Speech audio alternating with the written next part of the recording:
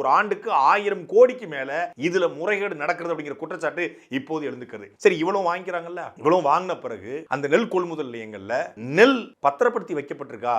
இல்ல. இப்போ அவங்க எடுத்து அரசு நேரடியா நெல் கொள்முதல் நிலையங்கள் ரைஸ் மில்லுக்கு கொண்டு போய் ரைஸ் மில்ல இருந்து மீண்டும் நெல் கொள்முதல் கொண்டு வந்து அங்கிருந்து ரேஷன் கடைக்கு போனா பிரச்சனை இல்லை. இவங்க எடுக்காம அப்படியே வச்சுட்டாங்க அப்படின்னா அந்த நேரத்தில் நெல் முளைச்சிச்சுன்னா இது யார் பொறுப்புனா விவசாயி பொறுப்பு. விவசாயி விளைவிச்சு நெல்லை கொண்டு போய் நெல் கொள்முதல் இறக்கிறாரு. ஆனா இவர் நெல்லை உடனே எடுக்க மாட்டாங்க, 15 நாள் ஆக்குவாங்க. அப்புறம் என்ன புடுங்குற வேலைக்கா நெல் கொள்முதல் நிலையங்கள் வச்சிருக்கீங்க?